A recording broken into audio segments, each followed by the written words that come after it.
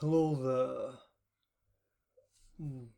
Yeah, I'm on camera. I have my makeup done. I'm wearing a new blue wig that's probably going to look very grey in post when I turn the saturation way down.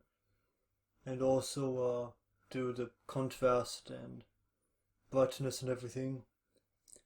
Uh, so yesterday I saw Doctor Sleep, the uh,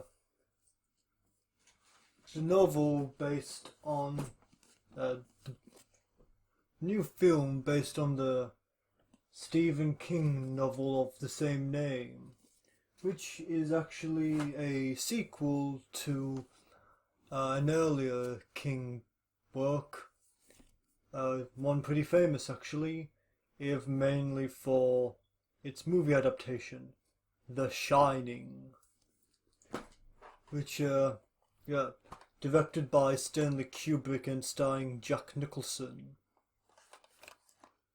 Now, there are some movies are based on a lot of different things. They're based on, like foreign, if you're Hollywood, you'll probably base some movies on like foreign films, foreign language films, like The Departed, I think, is one. And they also adapt video games. They adapt theme park rides, apparently, and they also, of course, adapt books. And some books are so famous.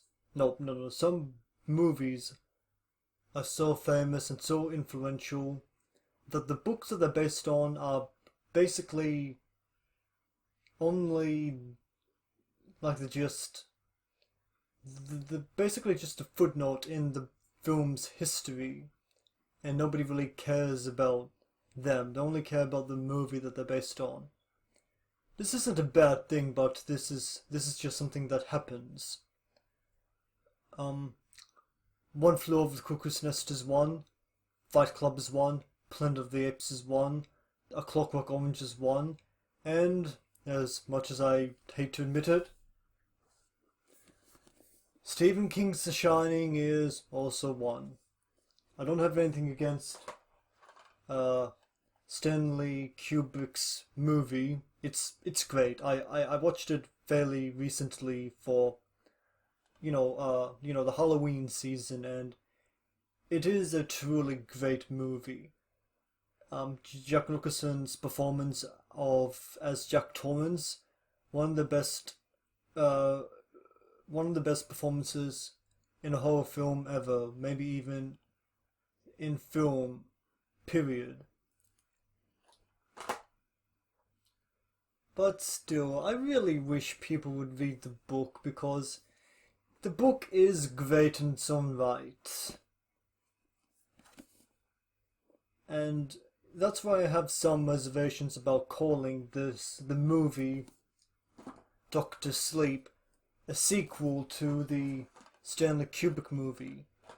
Because while Stephen King did write a book called Doctor Sleep that is a sequel to his The Shining book, Stephen King hates The Shining movie, and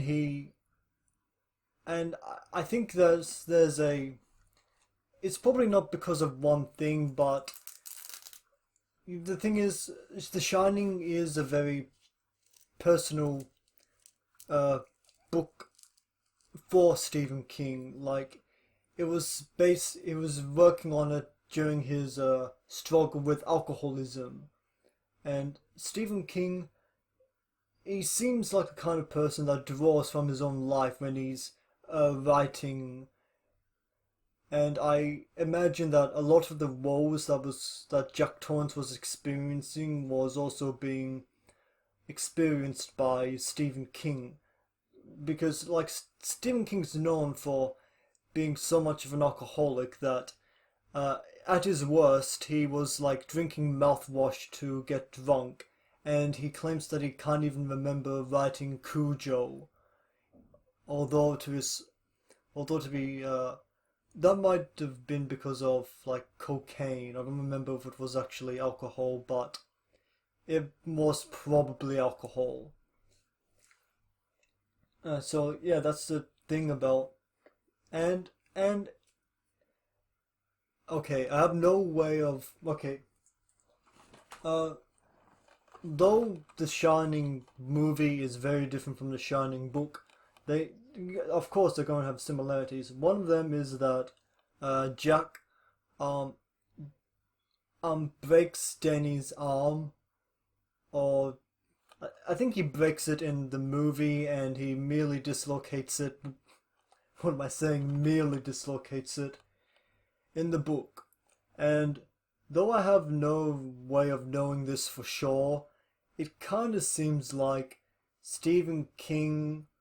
This might have been something Stephen King would draw from his own life. Like so, no way of knowing for sure. Just seems like something that King would.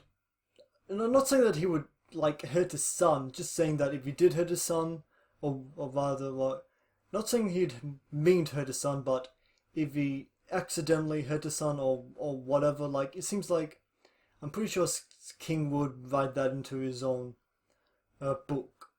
So that's why I think that's why Stephen King. I think that's the real reason why Stephen King hates the movie. Not because of like there aren't any ghosts or he changed too much, or I think I think those are parts of why he hated it. But the main reason why I think he really hates the movie is because the the book is such a personal and partly autobiographical part of Stephen King's life. So it's not so much that Stanley Kubrick changed the story, but it's more. I think it's more that Stanley Kubrick changed what. Okay, in in the book, Jack was a very complex character who was riddled with guilt over what he had did to his son, and also sincerely trying to combat his alcoholism. Jack in The Shining is none of that. He's very much. He's basically a prick from the get go. It seems like he's trying to be a better person, but all too quickly he devolves into, you know, his Johnny.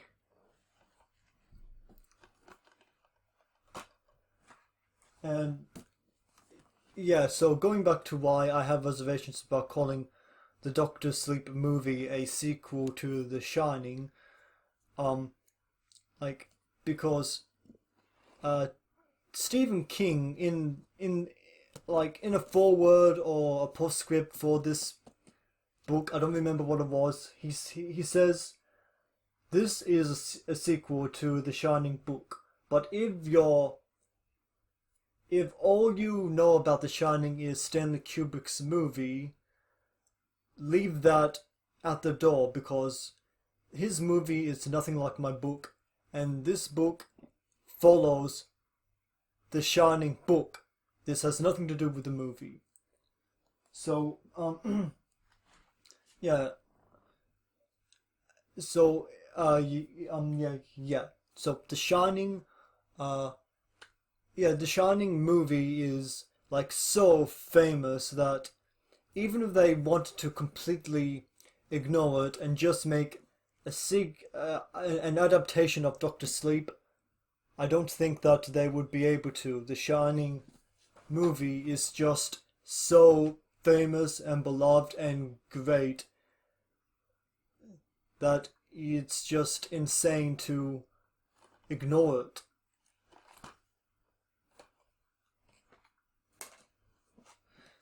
but it's because you can't ignore it. The Doctor Sleep movie is being filmed as a sequel to Stanley Kubrick's movie, and that doesn't seem like a cash cow of what's a movie that's really famous that we can exploit for profit? The Shining. Let's make an unnecessary sequel to The Shining. So instead, it feels more like, okay, we're making a film that's based on a sequel to Stephen King's The Shining, but Stanley Kubrick's movie is so famous that I don't think we can really ignore it, so I guess we kind of have to make a sequel to The Shining as well. Now, this is not a bad thing. This is a good movie. I want to get that out of the way. Good, quite good. Mike Flanagan, I'm not familiar with his work. This is the only movie I've seen of his, but I'm to understand he's actually a really good horror director. He directed, I don't remember what it was called, but it was another Stephen King adaptation. This woman, was her husband tied her to the bed, because they wanted to try something kinky. But then he has a heart attack, and she's, she gets stuck there. I haven't seen it. Apparently, it's on Netflix. Maybe at some point I'll give it a watch. It sounds interesting. And he also directed Oculus, which I haven't seen, but I hear is actually really good. And and this movie, yeah, no, directed by Mike Flanagan. I think he also wrote it. Did he write it? Yeah, he wrote it. I think. I don't know. I'm just gonna say that he did. All I know is that Stephen King wrote the book. And it stars Ewan McGregor as Dan Torrance, the little boy from the Shining book and movie. And like this movie follows him. He's struggling with alcoholism, and he leaves his home in New Jersey and moves to I don't really remember where. I think it was Ohio, but he's leaving to start a new life and to recover from his alcoholism. He joins AA, and eventually he comes into contact with this young girl who also has The Shining, and actually has a more powerful version of it than Dan did when he was a kid. Well, when he was 5, this girl's like 13, and Dan is let's just say that he's Ewan McGregor's age. McGregor is great in the role. He really brings the book character to life as he was in Doctor Sleep. I would not have wanted anyone other than Ewan McGregor in this role. I can't name any other actors in this movie, but don't don't take that as a negative. Like, take that out on me. I can't remember their names, but they are all the actors in here are really good. The actor who portrays Abra, the girl with the Shining that comes into that finds Dan, and also the villain, Rose the Hat. She doesn't wear a hat like this, but this is my hat. I would have looked for a more fitting hat for this vlog, but I was too busy. Had work and stuff, and I wanted to read. Not I wasn't reading Stephen King today though. I was reading Homer's Odyssey. I already read the Iliad. Have to keep my phone covered. I'm probably gonna. Hope YouTube doesn't mistake me for. Hopefully my voice is deep enough that they don't. YouTube doesn't make any mistakes. I might cut that out. Probably won't. Alright, the young actress portraying Abra is really good, very believable. And this, I'm not sure if this was a feature film debut. It might have been, she might have acted in commercials and television and shit like that. But she is good here. And also, the villain, Rose the Hat. What we have, she is like a kind of a vampire that feeds on rather than blood the children's shinings, and yikes, there are some pretty terrifying scenes of the where like her and her cult abduct this boy after his baseball game, and that was some terrifying shit. Whoa, yikes.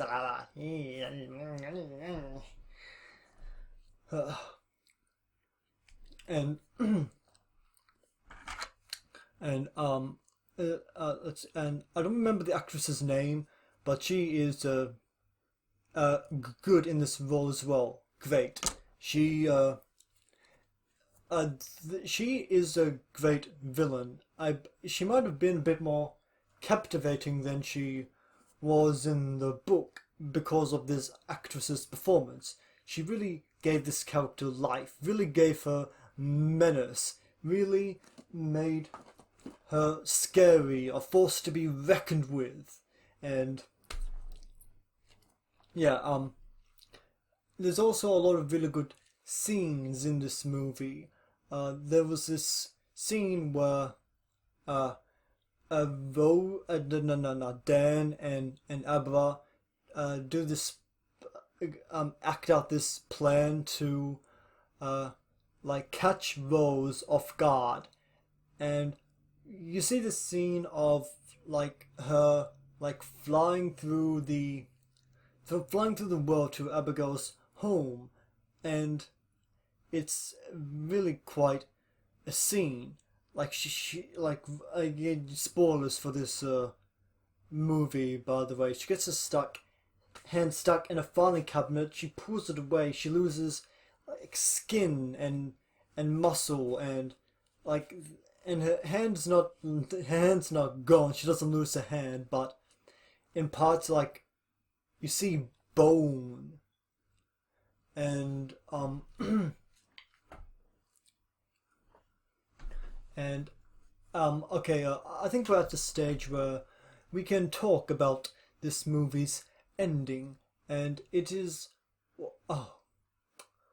okay. First, I'm gonna make some say some things that Doctor Sleep, the movie, changes from the Doctor Sleep novel to make it more consistent with Stanley Kubrick's The Shining movie. Okay, if you remember, okay, spoilers for a 40-year-old movie that everyone knows what happens because it's been set up by The Simpsons and South Park and countless other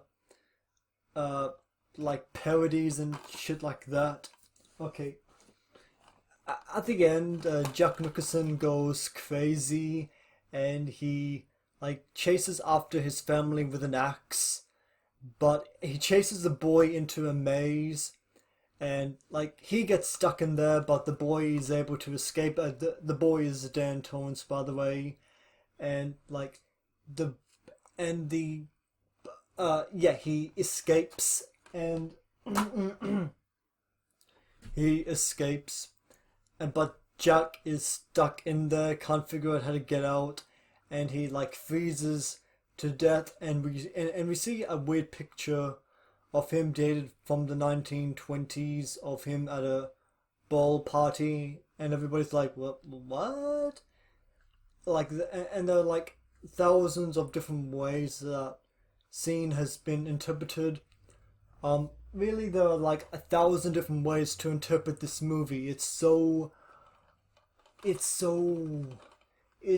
so hard to just talk about. Just to talk about when I'm talking about like another movie that adapts a different book from the same author. Like, The Shining really deserves a review of its own. So that might happen at some point, but so but okay. In comparison to the Shining book, Jack does go crazy, but he's able to like stop himself from killing Danny. He goes down into the uh the premise of the book and the movie is that they're looking after the Overlook Hotel, and like in the book, the Overlook Hotel explodes because Jack had the boiler running to keep the it's set during winter because of the hotel's location. Uh, it'll be destroyed during the winter without proper care. And in the movie, the hotel remains. So, and also, uh, the black guy, Dick Halloran, who also shines and teaches Danny about The Shining. In the book, he lives. In The Shining, he dies. You know, the trope about the black guy getting cured. Ha ha ha, lol. And so in the book he lives, and Danny is still being haunted by the ghosts from the Overlook Hotel. The same with the same in the Doctor Sleep movie. So in the book, uh, Dick gives Danny a box to, and he tells him to study it and remember its shape. The way it works, so that if the ghosts come for him again, he can like shove them into the box, and they'll stop bothering him. This happens as well in the movie, but you're probably thinking, how is that possible? Dick Halloran dies in the movie that this has to be filmed as a sequel to. He comes back as a ghost, and which is actually rather both ingenious and simple because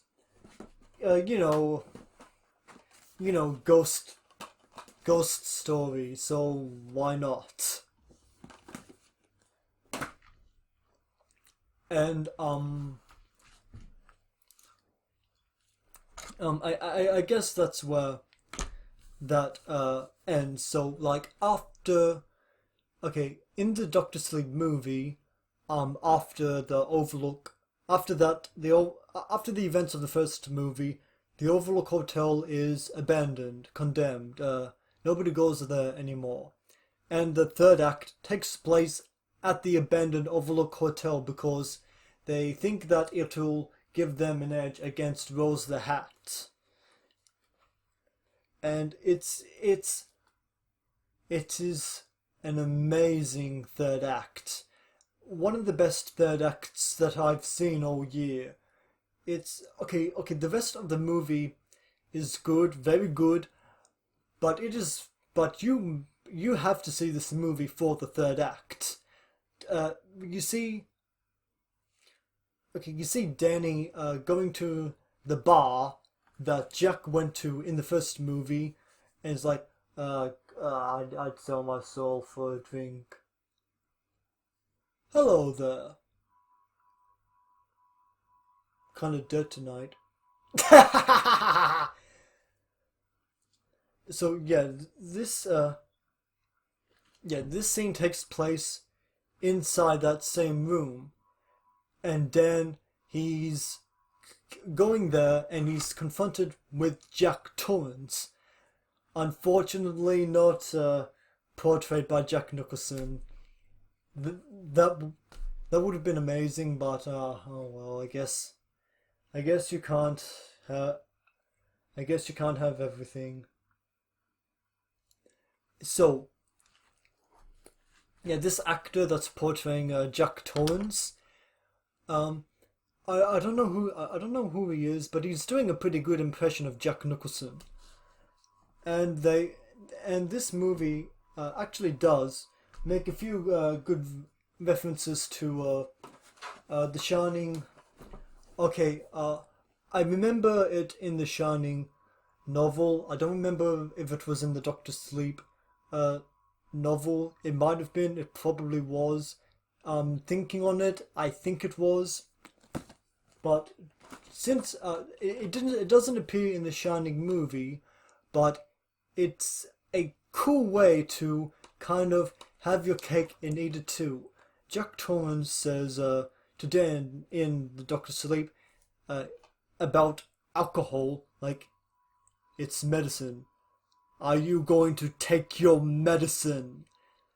I thought that was cool to uh, reference uh, the book and to probably rectify a mistake that, or rectify something that Stephen King saw as a mistake regarding the Shining movie.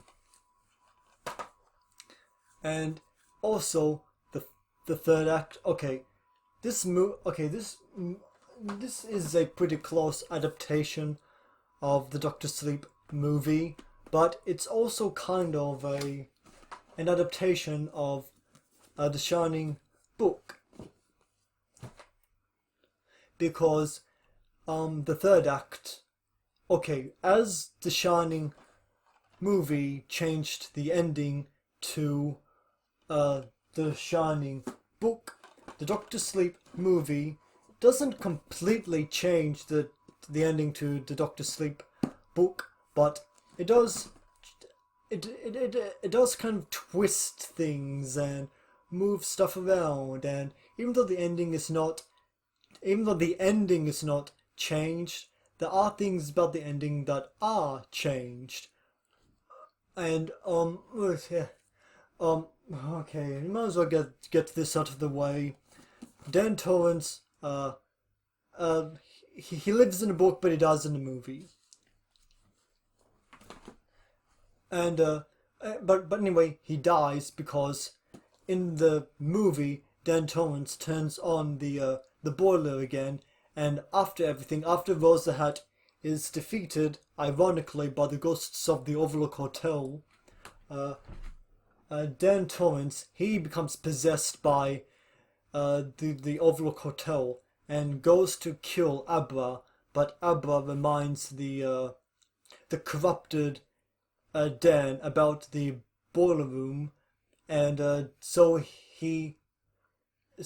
like Dan like briefly shakes off the ghosts, and he uh like tells Abra to leave him, and then like he becomes repossessed by the ghost, and he goes to the boiler room and like tries to at first he tries to change it, but then he's visited by his deceased mother, and like he just accepts what's happened to him, and it seems like he takes solace and pleasure in knowing that the Overlook is dead. It's gone. Its evil has been extinguished. Now, this is very similar to the ending of The Shining book, where replace Abra with Dan and replace Dan with Jack. It's basically the same. And yeah, that's. I thought that was actually really cool. I actually liked the ending to the movie, uh, better than the ending to the book, which was well, not terrible. Is mainly just kind of. I think Stephen King was kind of relying on his strength as a writer, which is fine, but story-wise, the ending kind of left a little bit to be desired.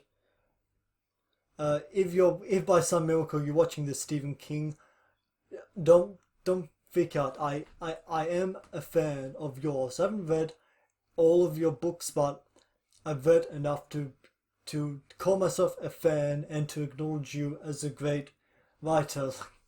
As if you're watching this, I've aside from them, I've also read The Dead Zone, Dreamcatcher, The Gunslinger, and It. And I'm also reading the Everything's Eventual short story collection.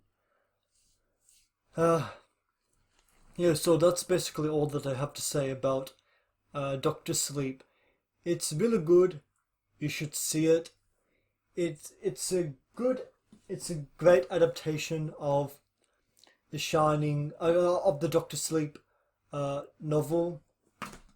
But it's also a surprisingly satisfying sequel to The Shining movie. Uh,